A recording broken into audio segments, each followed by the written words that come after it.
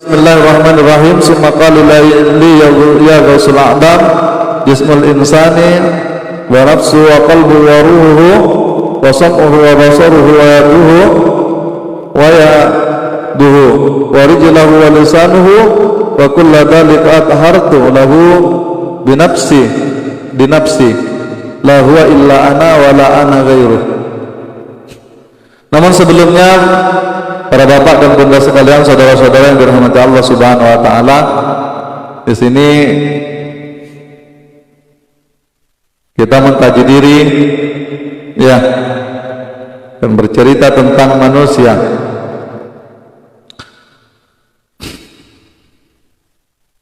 Yang disebut dengan jamaknya insan, mufradnya yaitu adalah nasia. Apa nasia itu? Lupa. Nasia itu lupa. Makanya sifat manusia itu yaitu pelupa. Ya, al-insan jamaknya insan. Maka itu jangan heran ketika manusia itu memang pelupa. Ya lupa itu ya manusia. Ya. Maka itu khalaqal insan, dijadikannya manusia minal khata'i wal nisyan, daripada bangsa salah dan lupa. Ya ketika salah itu ya manusia. Makanya Allah Subhanahu wa taala berfirman, ma min khairin fa min Allah. Ya. Wa min syarrin fa min nafsi. Jadi wa ma min syarrin, jadi yang jelek ya termasuk termasuk salah itu kan jelek. Ya. Itu dari diri manusia, ya. Ma min khairin fa min Allah, apa yang baik daripada. Jadi Allah itu ya memang maha baik. Ya. Benar itu ya Allah, kita itu salah. Betul. Kita mengaku diri kita aja sudah salah. Karena ini hakikatnya bukan diri kita, bukan hati kita, bukan jasad kita, bukan roh kita, bukan nyawa kita, bukan sir kita, semuanya yaitu adalah lillah. Makanya kalau kita sudah mengaku itu sudah salah. Memang betul kata Allah Subhanahu wa taala. Wan nisyan, dan pelupa. Manusia itu memang pelupa. Cuma kalau orang arif ketika dia menyikapi sifat lupa ini merupakan satu nikmat sebetulnya. Kita diberikan rasa lupa itu nikmat sebetulnya, Bapak dan Ibu sekalian. Coba kalau Bapak dan Ibu sekalian nggak pernah lupa, ya ingat terus, ya masalah dari mulai kecil dulu, ya masa dilahirkan dulu nggak pernah lupa, ya mungkin dia penuh memori kita nih. Masalah dulu bertengkar dengan kawan dan ini dan itu penting kita pikirnya. Maka itu ternyata lupa itu termasuk nikmat, grounding, Pak. Ya. Makanya kalau kita lupa disyukuri. Apalagi ketika kita lupa, niscaya kita akan merasakan nikmatnya ingat. Paham? Kita diberikan rasa lupa itu oleh Allah Subhanahu wa taala agar kita merasakan nikmatnya ingat.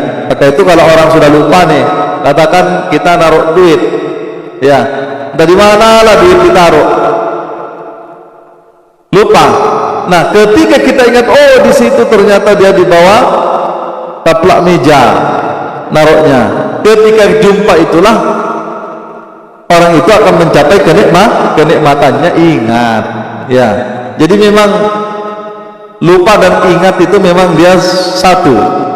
Ya, kenapa manusia lupa? Ya karena tidak ingat. Kenapa manusia ingat? Ya karena tidak lupa. Jadi lupa dan ingat itu adalah dia bergandengan, dia bersamaan. Sama seperti siang dan malam. Di mana pada saat malam, siang pada saat malam, dan juga di mana malam pada saat siang. Itu satu kesatuan. Kenapa tidak ada malam? Karena tidak ada terang. Kenapa gelap? Karena tidak ada terang. Atau kenapa siang? Karena tidak ada malam. Atau sebaliknya, kenapa malam? Karena tidak ada ya. Namun hakikatnya sesungguhnya itu adalah ingat satu sebetulnya. Sesungguhnya itu yang ada itu hanya terang. Ya. Maka itu orang-orang yang arif billah, dia bagaimana? Dia tidak terterangi dengan, tidak gelap dengan kegelapan. Cuma bahasa makhluk, maka itu ada yang namanya gelap. Nah, gelap itulah posisi makhluk. Lupa itulah posisi manusia. Salah, lupa, ya, itu posisi manusia. Jadi kalau mau tahu posisi yang mana manusia, yang lupa itu ya manusia. Salah itu manusia. Maka itu mengaku diri kita itu sudah salah. Mengaku diri kita itu sudah salah. Mengaku kuat, merasa hidup, merasa berkehendak, merasa berkuasa, itu sudah salah. Itu sudah salah. Nah, hadirin dan hadirat yang dirahmati Allah Subhanahu wa taala. Maka itu masalahnya ini sekarang bukan lupa-lupa dan ingat kepada benda-benda yang lain. Masalahnya manusia ini sekarang dulu sudah pernah bersaksi. Ya, di alam ruh kita sudah bersaksi dengan senyata-nyatanya kepada Allah Subhanahu wa taala. Namun sekarang kita sudah kebanyakan kita sudah lupa. Maka itu diutusnya para nabi itu hanya untuk mengingatkan kembali. Fadzakir innama anta mudzakir. Ya.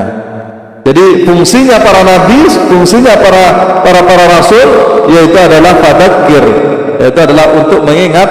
Innama anta mudzakir, ya, berilah peringatan, sesungguhnya engkau hanya orang yang memberi hanya orang yang memberikan peringatan. Artinya Pak, kalau kita memberikan peringatan, orang itu kan sudah tahu. Artinya segalanya itu sudah ada pada diri manusia.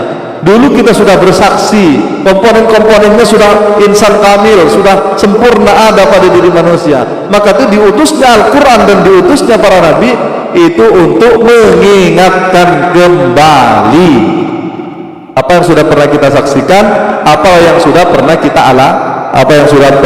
alami. Nah, para bapak dan bunda sekalian yang dirahmati Allah Subhanahu wa taala. Nah, sekarang ini kita mengkaji, yaitu adalah untuk mengungkap kembali, untuk mengingat kembali agar kita tidak lupa.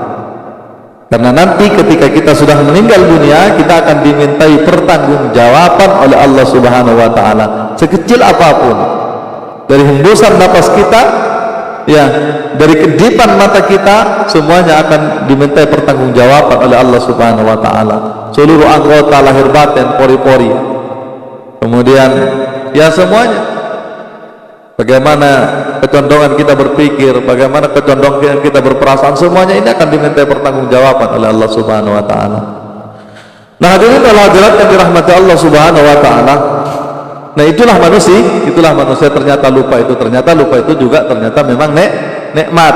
Maka itu nikmatnya kita intinya yaitu adalah nikmatul ijad, kata Syekh Athaillah Sakandari. Jadi nikmat yang pertama, nikmat yang besar itu yaitu adalah nikmatul ijad. Apa nikmatul ijad itu? Yaitu adalah nikmat kita diwujudkan. Dulu kan kita tidak ada, kemudian diadakan oleh Allah Subhanahu wa taala. Kita ini bisa wujud ke alam semesta ini aja sudah luar biasa Pak, nikmat Allah. Jadi fa bi ayyi ala'i rabbikuma tukadziban, nikmat yang mana lagi yang mau kau dustakan, kata Allah. Diulang-ulang oleh Allah Subhanahu wa taala dalam surat Ar-Rahman.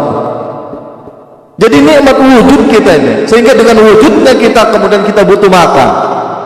Ya, dengan kita butuh makan, kemudian Allah menyediakan padi, kemudian jadi beras, kemudian dia ke pabrik, kemudian habis itu Allah enggak cuma hanya padi, dengan tanaman itu Allah harus menurunkan hujan. Coba, kita tuh ngerepotin Tuhan Pak,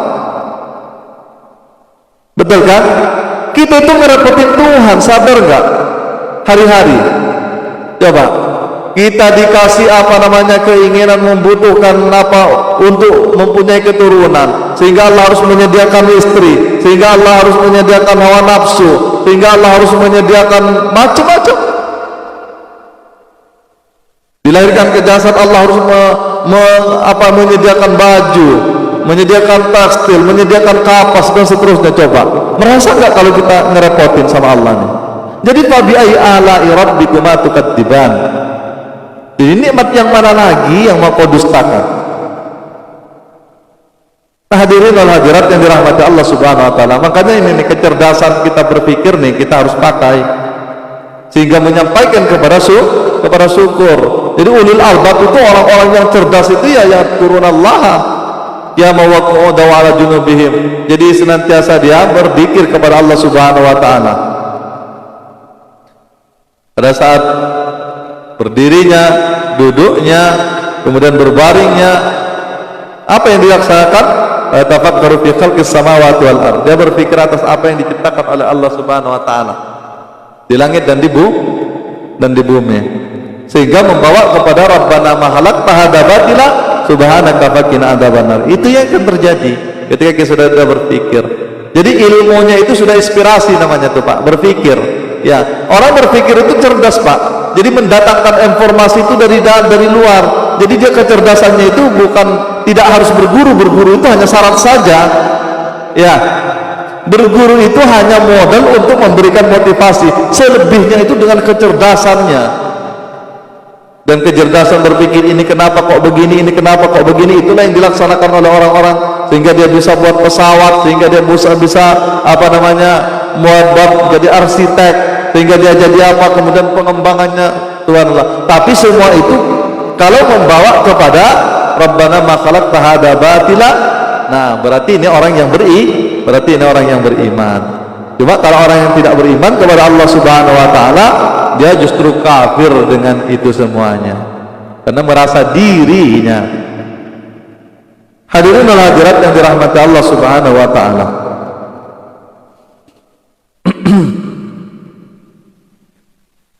Karenanya apa yang lupa ini berarti tugas kita ke dunia ini sekarang yaitu adalah untuk mengungkap kembali barang yang telah hilang. Lupa tadi hilang itu kenapa lupa? Ya, kita mau cari kembali nih barang hilang pada diri kita tuh. Maka itu ketika kita masih bayi itu kita menangis Pak, dan digenggam tangan kemudian dibuka dia. Kenapa? Karena ada amanat yang telah hilang. Amanat itu apa? Yaitu adalah hakikatul iman. Inna aradna al-amanata 'ala samawati wal ardh, kata Allah Subhanahu wa taala. Sesungguhnya telah aku amanatkan ila samawati wal ardh, kepada langit wal ardh, dan kepada gunung. Fa'abaina, tapi mereka itu enggak sanggup semuanya. Langit, gunung, semuanya itu enggak ada yang sanggup menerima. Tentang apa itu? Tentang hakikatul iman itu. Fa'abaina ayyahmilnaha wa hamalaha al-insan innahu kana zaluman jahula. Dan manusialah yang sanggup untuk mengembangnya. Hebat manusia itu Pak di sisi lain, tapi bodoh. Ya, yang lain nggak sanggup, dia sok sanggup. Ya, makanya pada hari ini manusia sikapnya juga begitu. Apa yang bisa? Oh, saya yang pertama, pokoknya sok bisa dah. Memang dari sononya memang ternyata manusia itu.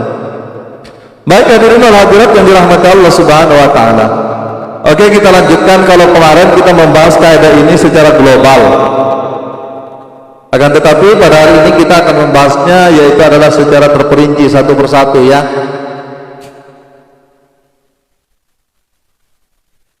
Summa qala li ya Ghausul A'zam, kemudian berkata kepadaku wahai penolong yang agung, jismul insan, jasad manusia, baik mulai daripada raga. Jasad ini kan raga. Ya.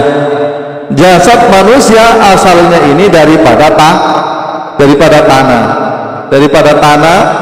daripada api, daripada angin, daripada air. 4 anasir atau 4 unsur asal kejadian jasad manusia, yaitu daripada daripada Bapak Adam. Ya. Namun semuanya ini adalah hakikatnya daripada Nur Muhammad. Kemarin kita sudah bicarakan tentang hakikat Nur Muhammad. Ya, bahwasanya tanah itu daripada angin, angin itu daripada air, air itu daripada api, api itu daripada nur. Tetap ujungnya itu adalah bapaknya lahir dan batin manusia, yaitu adalah Nur Nabi Muhammad sallallahu alaihi wasallam. Berarti hakikat zahir dan batin kita ini adalah namanya Nur Muhammad. Apa yang melihat itu? Yaitu adalah mata hati atau mata rahasia. Nah, hadirin wal hadirat yang dirahmati Allah Subhanahu wa taala. Karenanya kontak kita dengan alam semesta. Kita kontak dengan air, kita kontak dengan api, kita kontak dengan apa, dan itu semuanya dibutuhkan, hakikatnya ada pada diri kita. yang ketika mereka sudah tidak bersahabat kepada kita maka mereka ngamuk. Padahal mereka kerjanya yaitu senantiasa berzikir kok kepada Allah Subhanahu wa taala. Kita ini yang pimpinannya di alam semesta ini kok kita nggak mau berzikir gitu loh. Makanya zikirnya orang yang berada di dalam kesadaran jasad ini, zikirnya yaitu la ilaha illallah. Zikir itu bertingkat para bapak dan bunda sekalian.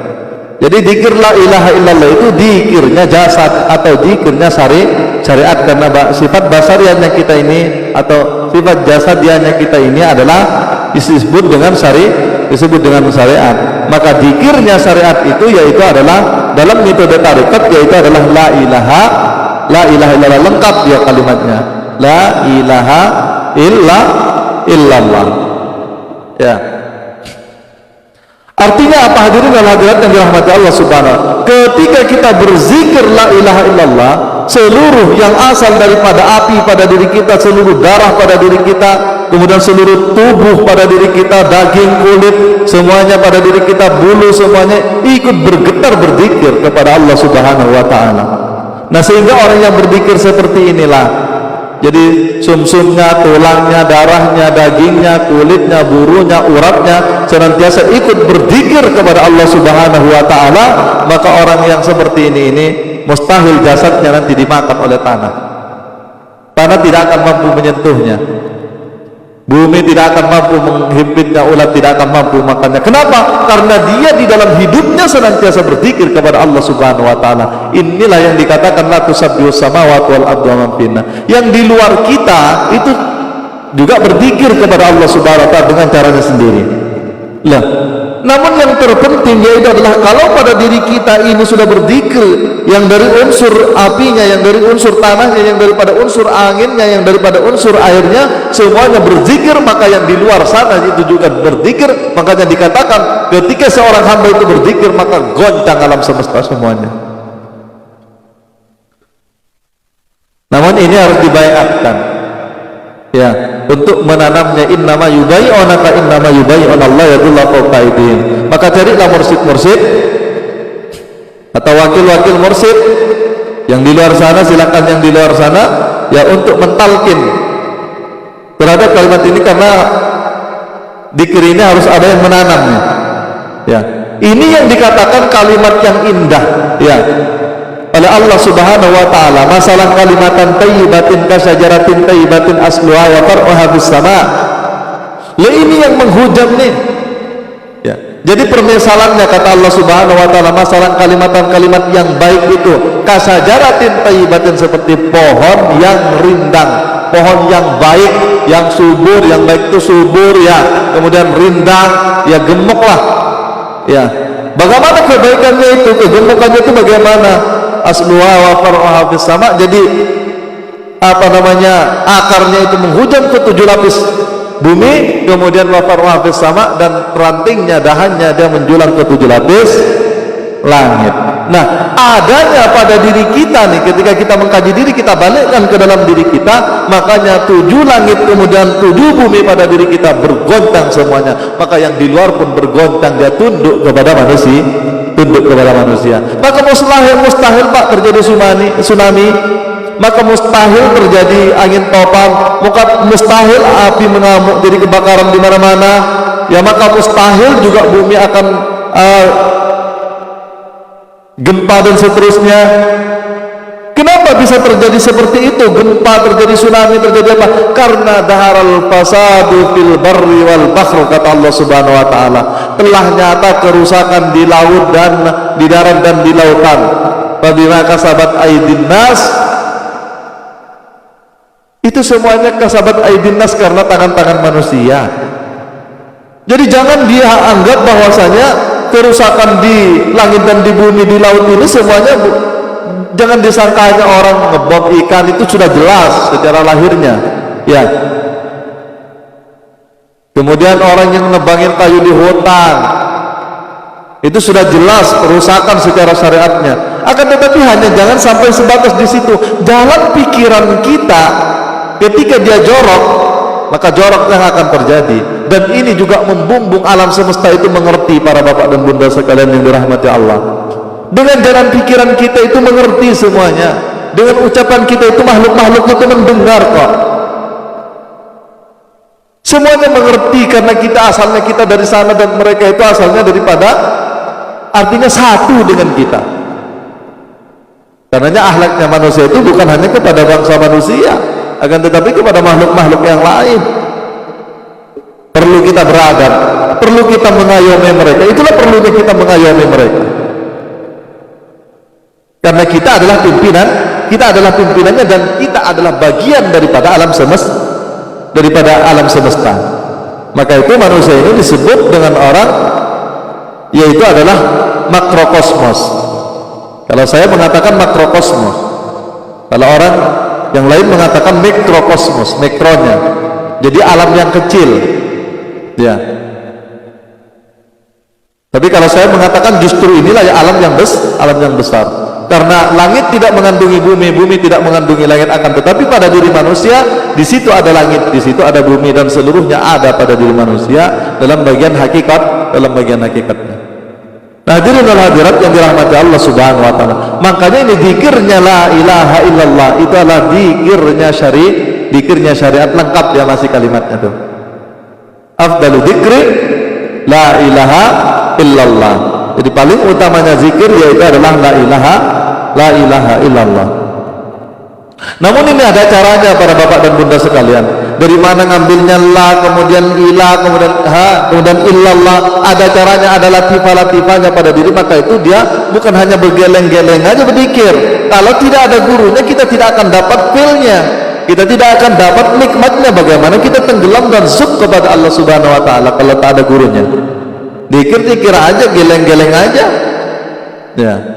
Jadi ada ngambilnya dikirnya, kemudian letaknya dikirnya, latifahnya, di mana letaknya latifatul qalbi, di mana letaknya kalau latifatul sirri, di mana letaknya latifatul khafi, di mana letaknya latifatul roh, di mana letaknya latifatul ahfa, di mana letaknya latifatul nafsun natik, di mana letaknya latifatul kullu jasad. Nah, itu semuanya butuh guru, dan ini khusus dipelajari kepada seorang mursyid ataupun wakil mursyid. Walaupun tidak mursyid, akan tetapi dia mendapatkan amanat daripada mursyid, namanya wakil mursyid. Itulah yang menanamkan kalimat itu. Kasajaratin thayyibatin asluha wa far'uha mustama. Jadi kalimat itu yang ditancapkan ke dalam zahir dan batin kita. Hadirin wal hadirat yang dirahmati Allah Subhanahu wa taala. Sehingga orang itu mencapai kenikmatan, ya, di dalam hidupnya, masya Allah, senantiasa bergetar nih. Karena getaran dari mana? Getaran daripada hati.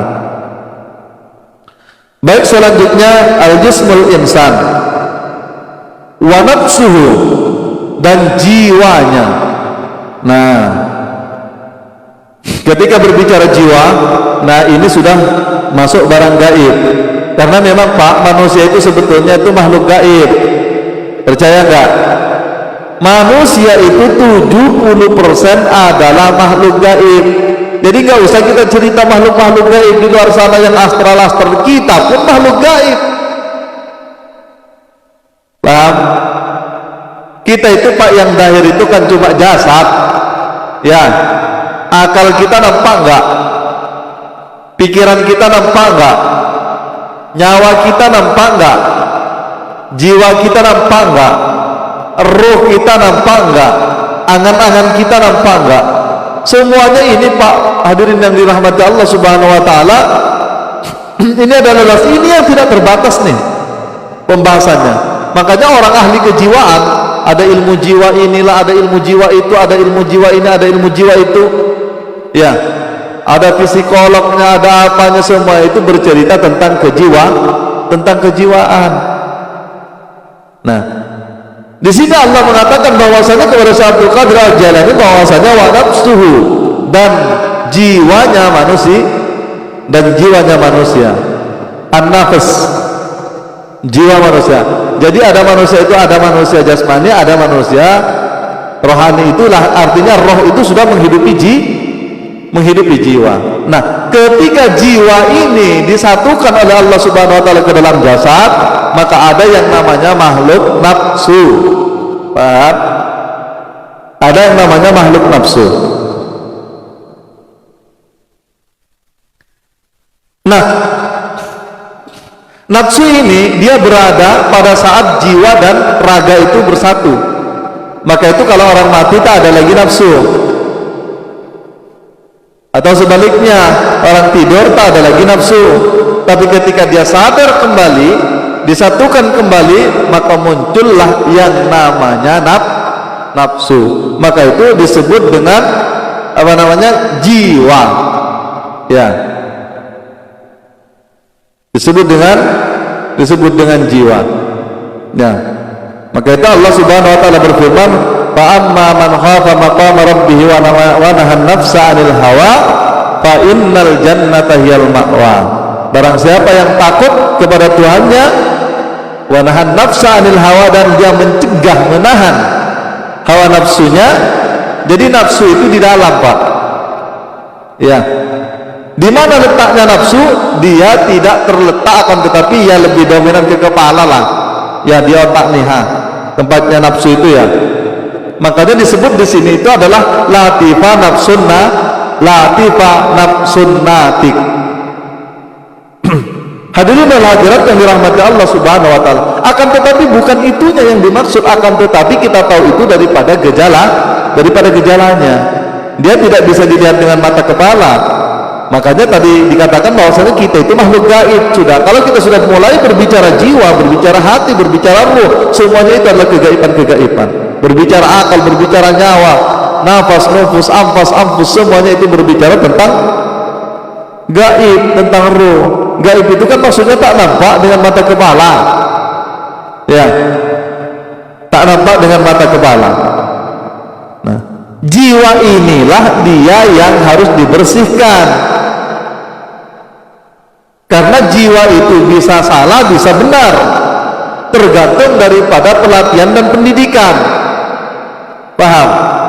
Maka itu beruntunglah kata Allah Subhanahu wa taala, qad aflaha man zakka, beruntunglah orang-orang yang membersihkan jiwanya.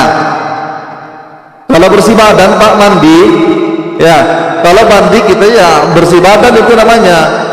Banyak orang cantik pakai molek-molek, pakai aksesoris, akan tetapi jiwanya kotor. Ini yang lebih bahaya.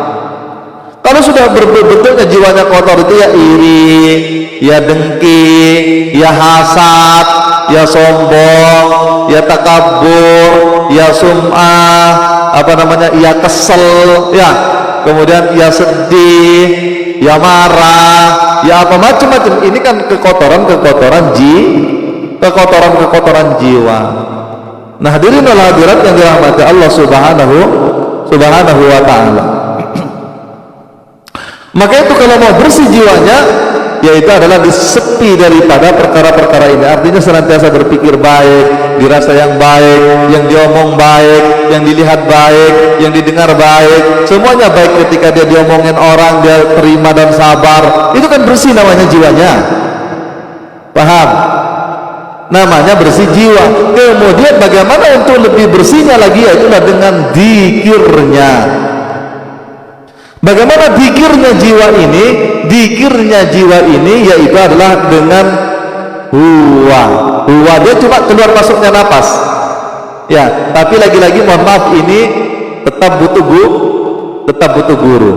Jadi zikirnya itu hanya dengan keluar masuknya napas. Maka itu nafsunya manusia itu hanya bisa dikendalikan pada saat dia dalam hembusan napasnya. Sampai kepada orang-orang ahli jurus, orang ahli apa, itu di napas kuncinya para bapak dan bunda sekalian yang dirahmati Allah. Ya, bapak mau berjurus nih, umpamanya mau jurus dengan saya tahan aja napas. Apalagi ketika saya paham istilahnya ilmu hakikat, tahan napas, dia tuh pelanting sendiri. Katakan ada orang nyihir nih, akan tetapi keluar masuknya kita terkontrol dengan zikrullah tadi, ya, dengan huwa ataupun Allahu Allah. Nah itu mereka akan hancur sendiri kok. Cuma terkadang mereka itu katakan ahli sihir, ya, katakan ahli sihir menyihir kita atau apa, bisa masuk. Kenapa? Karena kita lupa. Kalau kita ingat, mereka hancur kok dengan sendirinya. Karena urusannya bukan urusan kita. Artinya jiwanya kita itu sudah jiwanya Allah, dikehendaki, artinya dikehendaki Allah, dalam kuasanya Allah. Makanya ketika orang menolak agama Allah, kata Allah Subhanahu wa taala, maka aku mengatakan perang kepadanya. Nah, ketika barang siapa yang memusuhi kekasihku, kata Allah, aku menyatakan perang kepadanya. Kenapa? Yaitu adalah dia senantiasa enggak pernah lupa kepada Allah Subhanahu wa taala. Di dalam setiap hembusan napasnya dia tidak pernah lupa kepada Allah Subhanahu wa taala. Dia senantiasa zikrul, dia senantiasa zikrullah. Makanya dijaga, tolong, terutama yang sudah belajar, ya tolong jaga keluar masuknya napasnya, jangan sampai putus, itu ibadah. Ya. Kalau sudah keluar masuknya napasnya terjaga, otomatis dia itu antaranya darahnya, tulangnya, sumsumnya, dagingnya, kolektifnya, akalnya, pikirannya, semuanya itu menjadi suci. Tapi satu detik dia lupa kepada Allah, kepada zikir itu, maka dia masuklah setan itu. Kemudian yang dari luar, jin setan juga yang berusaha menyihir kita, mereka juga masuk. Kenapa masuk? Ya karena kita lalai. Berarti kan bukan salah Allah kan? Salahnya kita. Maka itu para bapak dan bunda sekalian yang dirahmati Allah Subhanahu wa taala. Namun masalah kelalaian ini ya jauh saya, dan jangankan tingkatan kita. Ya, sebagai contoh Nabi, ya walaupun Nabi itu ya bukan satu kesalahan yang fatal, akan tetapi sebagai contoh ya ditampilkan kesalahan itu bukan semata-mata kesalahan atau kelemahan beliau. Pada saat beliau potong rambut kemudian sama orang kafir, diambil rambutnya kemudian diikat di tali pocong, kemudian dicucuk-cucuknya, dibikin sakit, itulah kerjaan dukun itu. Ya. Kemudian Rasulullah sakit, ya disihir. Setelah sakit karena beliau adalah Nabi, turunlah qul a'udzu birabbil falaq, kemudian turun juga an-nas, qul a'udzu birabbin nas. Ya, minta perlindungan kepada Rabbnya manusia, sampai terakhir ayat itu dibaca, dan dibacakan ayat itu maka menjadi sembuhlah Rasulullah sallallahu alaihi wasallam. Allahumma shalli ala Muhammad. Hadirin dan hadirat yang dirahmati Allah Subhanahu wa taala, makanya diperbanyak itu. Ya, terutama kita yang, mohon maaf, terutama untuk saya sendiri. Ya, kemudian kita membaca kulhu, ya baca baca ayat kursi dulu sebelum tidur, ya kalau bisa wudhu dulu, dan habis itu baca ayat kursi dulu, ya kemudian 7 kali kalau bisa, kalau tak bisa punya 3 kali jadilah, kemudian baca kulhu, ya 7 kali, kemudian dibaca al-falaq 7 kali, kemudian an-nas 7 kali, ditiupkan ke tangan, diusapkan ke seluruh tubuh nih, ya diusapkan ke seluruh tubuh, artinya perlindungan, maka akan dilindungi oleh Allah Subhanahu wa taala. Kenapa harus 7? Karena 7 anggota pada diri manusia, 7 yang lahir, kemudian 7 yang batin pada diri manusia. Jadi dipersembahkan semuanya untuk yang 7. Makanya angka 7 itu memang manis para bapak dan bunda sekalian. Ya, orang main remeh aja, angka 7 itu angka manis. Ya, 7, kenapa surga ada 7, neraka ada 7, kemudian tawaf 7 kali, kemudian langit 7, kemudian bumi 7, demikian juga pada diri manusia, kemudian ada 7 latifah, dan seterusnya, identik dengan 7, ya. Ini 7 itu adalah sunnatullah. Maka itu mohon untuk dilaksanakan ini, ya, perlindungan seperti itu. Makanya kalau kita sudah lalai, bukan salahnya Allah, memang kita lalai. Allah kan sudah enggak, jangan kamu pernah melupakan aku, itu saja kok. Jangan pernah lupa kepada Allah Subhanahu wa taala walaupun satu detik. Astagfirullahaladzim. Ini terutama saya, ya. Cuma ingatnya orang kepada Allah Subhanahu wa taala tadi itu, kalau orang syariat kesadarannya berada di alam jasad, ya jasad yang mati ini zikirnya la ilaha illallah. Kalau orang sudah masuk ke dalam bagian hakikat ini, dia cuma hanya keluar masuknya napasnya terkontrol dengan zikrullah. Inilah namanya jiwa. Maka itu suruh bersihkan jiwa itu. Qad aflaha man zakkaha wa qad haba man dassaha. Maka rugilah wa qad haba man dassaha, orang-orang yang mengotori jiwanya. Ya. Rugi Bapak dan Ibu sekalian, rusak kita pikiran kita. Ya. Coba kalau kita dimarahin orang kita juga nggak marah, coba. Enak kan? Nggak marah. Jadi kekesalan kita, kemarahan kita, rasa ujub kita, rasa sombong kita, itu yang membuat kita tersiksa. Itu kan itu jiwa itu yang tersiksa. Artinya di dunia kita sudah terbakar dengan api neraka kan? Hadirin wal hadirat yang dirahmati Allah Subhanahu wa ta'ala. Inilah yang disebut gejalanya yang nampak pada diri kita. Itu yang dibersihkan. Ya, itu yang dibersihkan. Kemudian setelah menyatunya jiwa dan raga itu, maka muncullah yang namanya nafsu. Nafsu itu daripada nalam, makanya dia identik dengan nafas. Maka itu ketika dia dikontrol keluar dan masuknya nafasnya, maka nafsunya menjadi terkendali. Cobalah Bapak dan Ibu sekalian, mau nafsu nih mana? Kemudian dikontrol naik dan turunnya nih, berdiri di sini lurus nih, dari otak nih ke ubun-ubun sini nih, dan roh itu nanti dicabut melalui sini kok. Makanya orang kadang kalau berdosa dia melotot dia. Ya, turun nih lurus nih ke tengah mata nih, kemudian ke hidung, ke lisan, ke leher nih, kemudian ke dada nih, sampai kepada pusar, sampai kepada kemaluan, semuanya itu lurus. Makanya kalau manusia itu bisa lurus sebagaimana lurusnya posisi ini semuanya, yakni hakikat alam itu tegak, maka itu manusia yang sudah siddiq tuh, yang gak ada kebohongan. Jadi otaknya lurus, apa yang dirasanya lurus, apa yang diomong dan dimakannya lurus, apa yang dirasa dalam tenggorokan juga lurus, kemudian apa yang dirasa oleh hati juga lurus, ya semuanya lurus. Apa yang kemaluannya juga jujur. Maka manusia ini sudah manusia super nih. Saya aja nggak mampu para bapak dan bunda sekalian, tapi mudah-mudahan para bapak dan bunda sekalian lebih mampu. Cuma kalau tahu jalannya. Nah ini kalau kita sudah zikir naik dan turun nih, ya naik dan turun nih, artinya malaikat Jibril itu senantiasa naik turun. Paham? Karena dilatih nafsu natik itu adalah makomnya Jibril. Makanya manusia disitulah fa'alhamaha fujuraha wa taqwa, fa'alhamaha fujuraha wa taqwaha. Jadi ada fujur di sini ini dan ada ketakwaan. Jadi ada pada diri jiwa manusia itu ada kecondongan fujur, ada kecondongan takwa. Jadi labil dia masih jalan. Kalau didikannya itu ilmunya, amalnya, yang didengarnya, yang dilihatnya, yang diomongnya, yang dimakannya, semuanya itu adalah baik, maka dia ketakwaan yang akan diilhamkan. Itulah kerjanya malaikat Jibril. Paham? Dia namanya mengilhamkan kepada diri manusia. Cuma selama ini kan kita karena jiwa kita itu kotor, makanya kita tidak dapat ilham. Kalau sudah dapat ilham, kita dibimbing kok.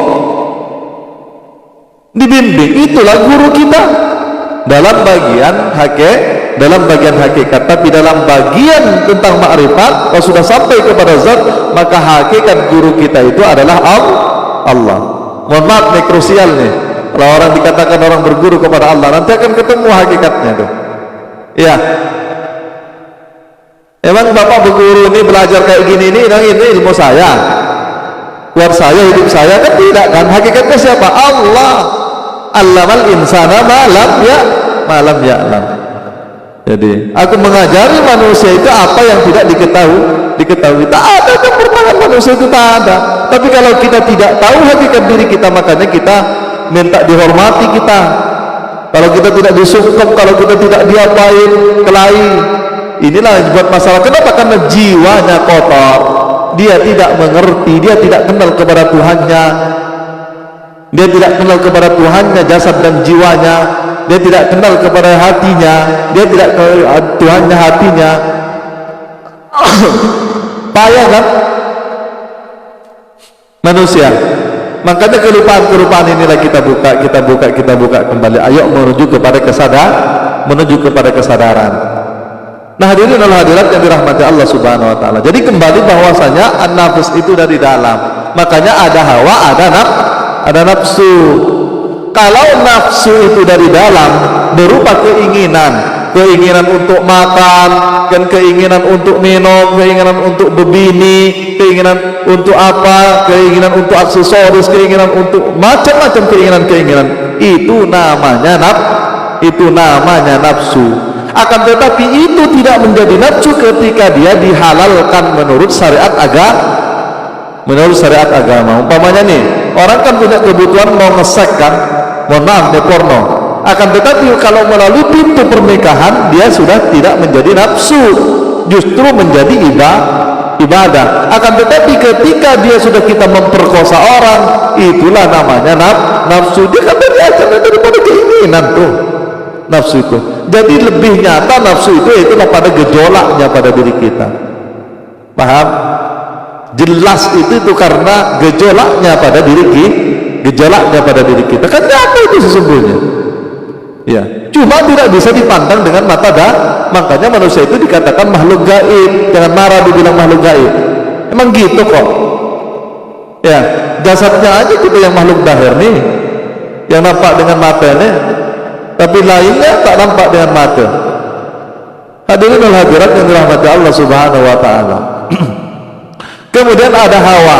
Makanya kata Allah, wa nahan nafsa anil hawa, dan mencegah daripada hawa nafsunya daripada mana hawa itu tarikan dari luar.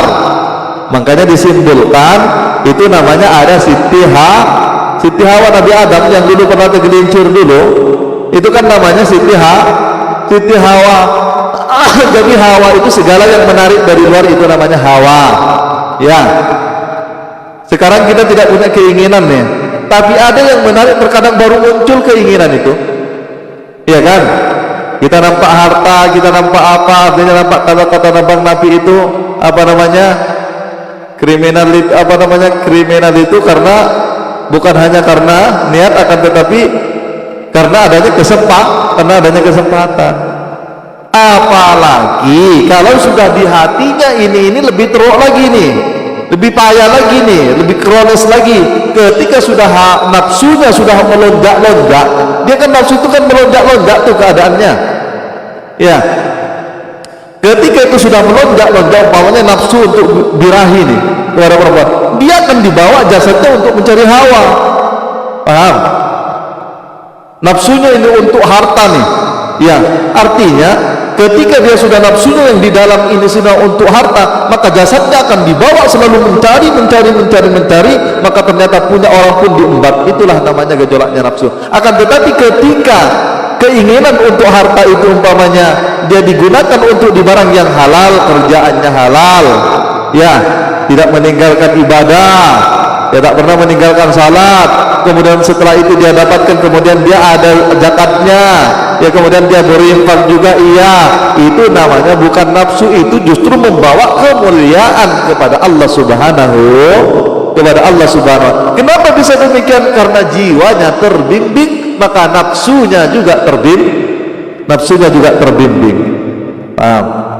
Maka itu manusia, Pak dan Ibu sekalian, dia terbang, manusia itu terbang dengan keinginannya atau terbang dengan semangatnya. Ya, kalau malaikat kan terbang dengan sayapnya, burung terbang dengan sayapnya. Akan tetapi manusia terbang dengan semangatnya atau terbang dengan keinginannya. Coba Bapak umpamanya mau ke Batam, ya, baru punya keinginan dan semangat, cepatlah atau lambat kita akan datang ke sana. Terbang kan dengan keinginannya. Bahkan sebelum Bapak datang ke Batam, Bapak sudah datang duluan ke Batam itu. Cuma jasadnya karena lantaran dia terkungkung dengan syariat, nanti kemudian lain hari lain bulan dia akan dibawa. Paham? Ibu mau ke rumah saya, ya kan? Makanya ibu terbang dengan semangatnya. Sebelum ibu datang ke sini, ibu sebenarnya sudah ketemu dengan saya. Cuma ibu tidak menyadarinya, Bapak tidak menyadarinya. Dari keinginan itu kita sudah ketemu kok. Ya. Kemudian dengan semangat itu kita akan terbang pesat, kemudian kita akan berjumpa, lambat laun kita akan berjumpa, jasadnya akan dibawa kok ke rumah saya. Ya. Ibu ingin memiliki rumah, ingin memiliki mobil, ya. Ketika sudah muncul keinginan itu kemudian disemangati, dia akan cepat atau lambat dia akan terwujud. Itulah yang disebut dengan sangka. Ana indad dhanni abdi bi, aku bersama sangka hambaku. Ya. Hadirin wal hadirat yang dirahmati Allah Subhanahu wa taala. Makanya jiwa ini ketika kita kelola, kita bimbing, kita didik, kita bisa menembus apa yang tidak bisa ditembus oleh orang lain. Apa yang tidak bisa ditembus oleh makhluk yang lain. Apa yang tidak bisa dirangkul oleh makhluk yang lain. Apa yang tidak bisa dirangkul oleh manusia yang lain, kita bisa merangkulnya. Paham? Tinggal bagaimana memanagenya saja. Akan tetapi manage itu adalah dengan dirinya itu saja. Kalau kita manage dengan diri kita, lagi-lagi kita masih tertutup kepada Allah Subhanahu wa taala. Makanya dibantu dengan zikirnya, yaitu adalah keluar masuknya napasmu dijaga. Paham? Hadirin wal hadirat yang dirahmati Allah Subhanahu wa taala. Kemudian selanjutnya wa qalbuhu, dan hatinya. Mana hati itu? Hati itu yang berbolak-balik itu. Makanya ada doa ya muqallibal qulub. Ya. Hati itu jantung lahirnya, yang dimaksud itu jantung. Kalau fungsinya hati itu namanya fuad. Kata Allah, ma kadzabal fuada illa ma ra'a. Dia tidak bohong apa yang dilihat oleh hatinya. Jadi fuad yang dimaksud. Fungsinya hati itu adalah fuad, fungsinya telinga itu adalah mendengar, fungsinya mata itu adalah melihat, fungsinya lisan itu adalah mengucap. Paham? Jadi hati itu fungsinya yaitu adalah namanya fuad. Maka damal fuada, fuad itu jamaknya yaitu adalah apa namanya fuada. Afidah. Mufradnya afidah, kemudian fuad itu adalah fuad itu adalah jamak. Nah hadirin hadirat yang dirahmati Allah Subhanahu wa taala, wal afidati ma taskurun, di dalam Al-Qur'an kan inna sam'a wal basara wal fuadat. Ya.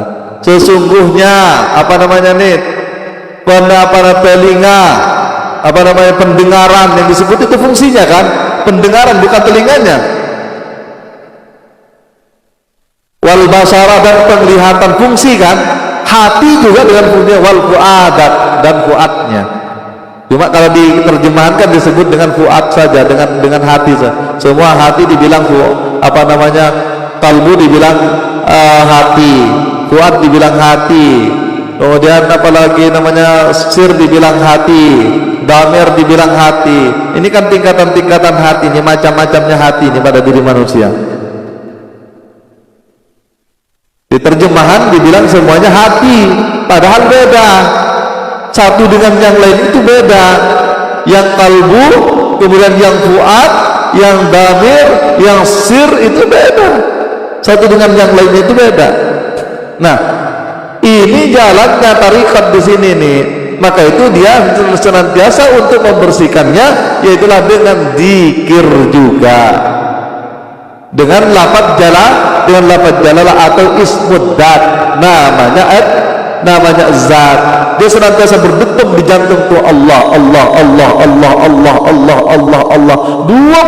jam, walaupun dia tidur orangnya, dia tetap jantungnya kalau sudah terbiasa berzikir Allahu, mengikut ke seluruh tulang, sumsum, darah, daging, bulu, kulit, urat, semuanya berzikir kepada Allah Subhanahu wa taala. Jadi akalnya, pikirannya yang bangsa rohani ini, keinginannya, nafsunya, semuanya ikut berzikir kepada Allah Subhanahu wa taala. Apa enggak goncang Pak kalau seperti ini arsnya? Maka itu disebutkan innal ladina amanu, kata Allah, sesungguhnya orang-orang yang beriman, idza dzikrallah, apabila disebut nama Allah bergetar hatinya, wajilat qulubuhum, bergetar hatinya. Ini kita tidak disebut nama Allah pun tak ada goyang-goyang, tak ada getar-getar. Dan makanya sudah bergetar hatinya, bergontang semua yang ada, langit pada diri kita, bumi pada diri kita, langit pada alam semesta, bumi pada alam semesta, semuanya ikut berzikir. Itulah kontak manusia, makanya tunduk semuanya kepada manusia. Paham? Maka itu zikirnya orang yang sudah tahu ilmunya, Bapak dan Ibu sekalian. Sekali zikir dia sudah miliaran. Bulu pada diri kita, ujung rambut aja berapa coba? Bulu-bulu pada diri kita ada yang bisa gitu. Kalau tahu ilmunya dari bulu saja, maka dia tak terhitung, itu 1 detik pada nyet, langsung rasa dia, langsung merinding bulu-bulu, tulang sumsum, darah daging, bulu kulit semua, pori-pori semuanya. Allah, nyet, nikmatnya luar biasa. Tapi ini lagi-lagi mesti ada guru. Ya, kita tak akan merasakan. Makanya kita pikir, orang pikir geleng-geleng. Kenapa geleng-geleng dia? Ya, kok nggak langsung kita diam-diam aja gitu ya? Lah itu ada ilmunya para bapak dan ibu sekalian, ada caranya.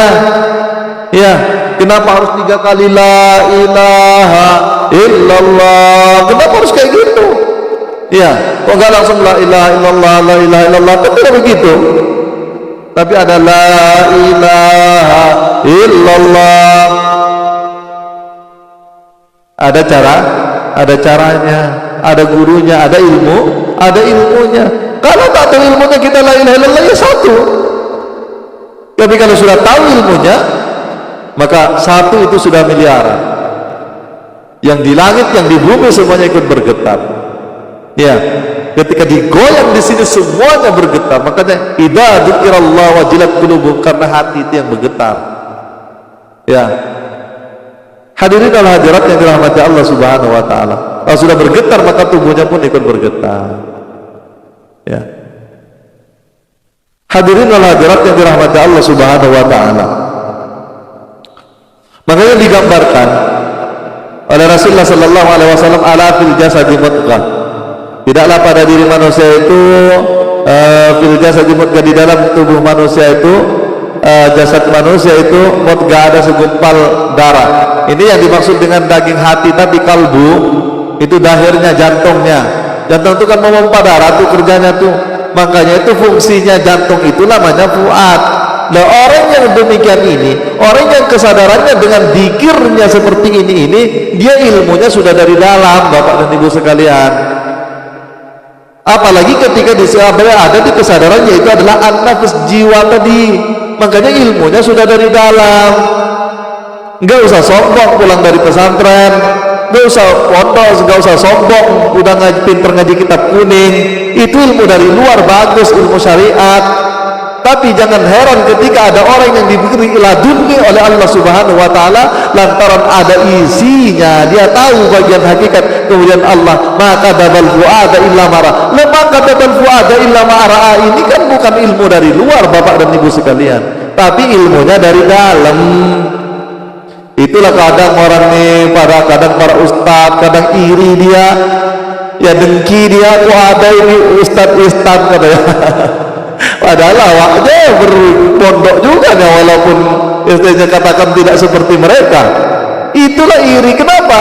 Dia itu kotor jiwanya, pandai baca kitab kuning, tapi yang tak berharga, kitab kuning itu ada tulisan, ya, ada titiknya, ya. Tapi orang hakikat itu dia tak ada tulisan, yang dibacanya itu onok papan tanpa tulis, onok tulis tanpa papan. Ada papan tidak ada tulisan, ada tulisan tidak ada papan. Kata Gus Dur itu onok papan tanpa tulis, onok tulis tanpa papan, tapi iso diwoco jelas bacaannya. Kalau orang nggak ngaji hakikat, Pak, ya, orang nggak ngerti ma'rifat, iya, ya nggak bisa baca ini, nggak bisa. Orang ada papan nggak ada tulisannya, mau baca apa rupanya coba? Sekarang ada tulisan nggak ada papannya. Pikirlah, tapi jelas gitu loh bacaannya. Hadirin wal hadirat yang dirahmati Allah Subhanahu wa taala. Makanya ikra kitabaka binafsik, kata Allah, bacalah kitabmu dengan dirimu sendiri. Kalau ulama syariat ini memaknainya kitab itu ya nanti di akhirat gitu. Ya sekarang ini kita baca dengan kitabnya diri kita. Berarti kitab itu ada pada diri kita, Bapak dan Ibu sekalian. Itu kitab diri kita nih yang baca, jangan baca kitab orang. Marah orang nanti. Baca kitab yang ada pada diri kita yang sudah berlumpur ini, kita buka kembali. Inilah gunanya kita ngaji hakikatnya, agar terbuka kitab yang ada pada diri kita itu.